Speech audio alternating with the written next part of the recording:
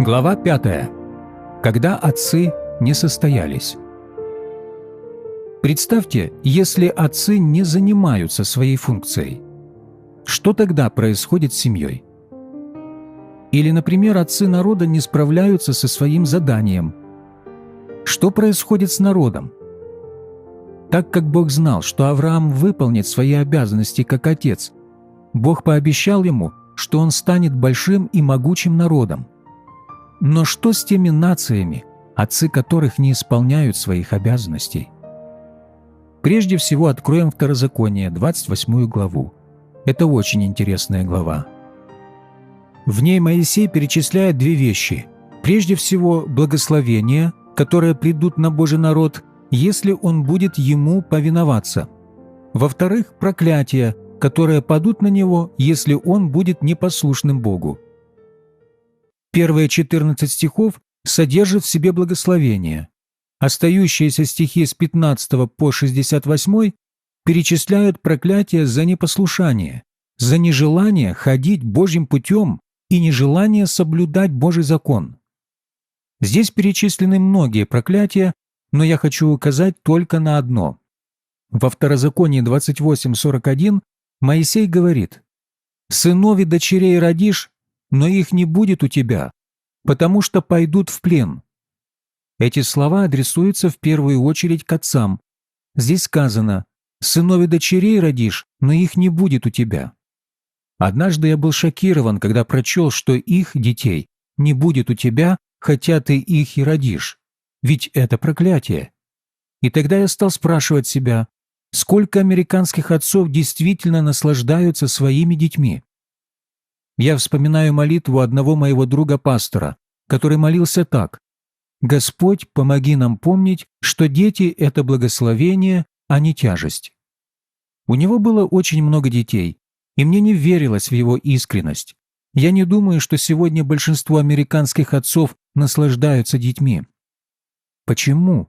В чем причина? Ответ звучит так: это проклятие за непослушание. Бог дает детей как свое самое великое благословение, которое вообще можно подарить родителям. Но когда родители, особенно отцы, не ходят Божьими путями, то это благословение перестает быть благословением. Моисей предупреждает отцов Израиля, что если они не будут держаться Божьего пути, то не будут наслаждаться своими детьми, то есть они попадут в плен. За последние 2 десятилетия мы видели и видим миллионы американских детей, взятых в плен.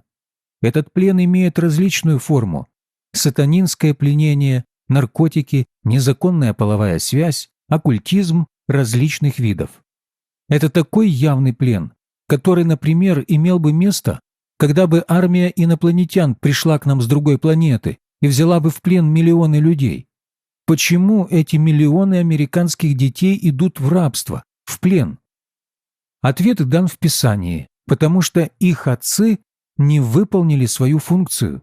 И я желаю сказать, что первичную ответственность за это положение и ситуацию в современной Америке несут на себе отцы Америки.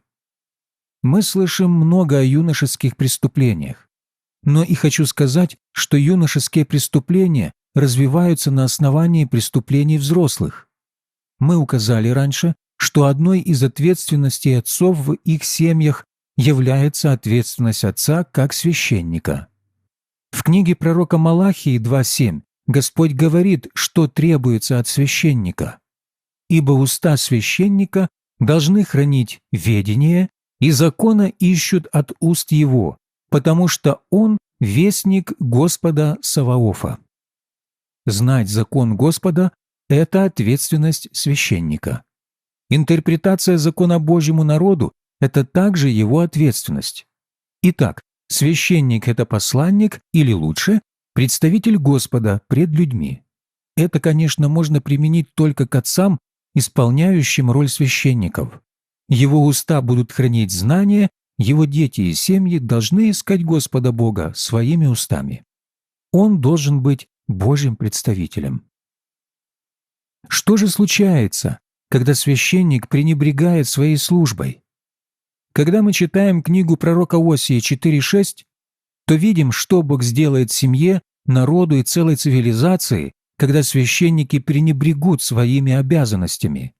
Вот что здесь сказано. «Истреблен будет народ мой за недостаток ведения. Так как ты отверг ведение, то и я отвергну тебя от священнодействия предо мною. И как ты забыл закон Бога твоего, то и я забуду детей твоих». Это очень сильное слово в адрес отцов. Бог говорит: «Я ожидал от вас быть священниками своих семей, но так как вы отвергли знание, в котором ваша семья имеет нужду, я отвергну и вас. Я не хочу больше видеть вас священниками, и так как вашего служения священника для ваших детей я больше не принимаю, то говорю вам, я также забуду детей». Для меня это нечто ужасающее. Только подумать. Бог может сказать мне, как родителю: «Так как ты не выполнил своих родительских обязанностей, я забуду твоих детей». Как будто они вовсе для меня не существуют, я их спешу, они не представляют для меня больше никакого значения. Я хочу сказать, что наша цивилизация переполнена забытыми Богом детьми. Почему? Потому что их отцы не держались закона Господнего. Отцы, отвергающие знание Божьего закона, теряют свое право быть священниками своих семейств. И когда отцовское священническое служение прекращается, Бог говорит: «Я забуду твоих детей». Это очень страшный факт. Заканчивая эту беседу, я прочту 2 стиха из Ветхого Завета. Не знаю, обращали ли вы свое внимание когда-либо на то, что последним словом Ветхого Завета является слово «проклятие». Это очень важная мысль, что если Бог прекращает говорить к человеку или человечеству, то его молчание является проклятием. Это в Ветхом Завете. Но благодарение Богу за Новый Завет, указывающий путь выхода из-под проклятия. Вот что Бог говорит в последних 2 стихах книги Малахии, 4 глава, 5-6 стих. «Вот я пошлю к вам Илию пророка пред наступлением Дня Господня, великого и страшного. И он обратит сердца отцов к детям и сердца детей к отцам их, чтобы я, пришед, не поразил земли проклятием». Я лично поражен величайшим проникновением пророческого откровения пророка Малахии. Глядя вперед через 2000 лет, то есть 2000 лет назад, он был в состоянии предвидеть самую великую и наиболее важную социальную проблему наших дней. Это самая великая проблема наших дней. Что же это за проблема? Это проблема разделенных, разорванных домов, то есть семейств. Отцы и дети не имеют правильных взаимоотношений. Дети восстают, отцы беззаботные, нерадивые, и пророк Малахия предупреждает нас, что если такая ситуация не изменится, то это принесет проклятие семье, народу и цивилизации. Слово Божье ставит нас перед 2 альтернативами в нашей современной ситуации. Мы или восстановим семью и семейные взаимоотношения, и таким образом выживем, или мы оставим в силе теперь существующие взаимоотношения между отцами и детьми, что приведет к загниванию семьи и к Божьему проклятию. Это альтернативы. В очень серьезном смысле определение дальнейшей судьбы лежит на отцах. Именно отцов Бог сделал ответственными. Бог мог доверять Аврааму, потому что он был хорошим отцом своей семьи, отвечая требованиям Бога. И поэтому Бог сказал: «Он станет отцом великого и могущественного народа». Но противоположное также верно. Если отцы не состоялись и не исполнили своей ответственности, то народ не может оставаться великим. Я верю, что именно перед таким кризисом стоят наши народы сегодня. Собираются ли отцы повернуться к Богу и принять ответственность за свои семьи пред очами Божьими?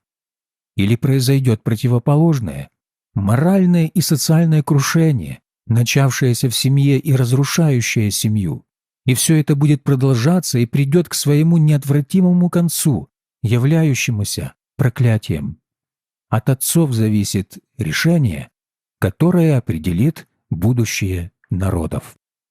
Бог требует от отцов возвращения к своим детям. Затем Он обещает, что дети вернутся к отцам.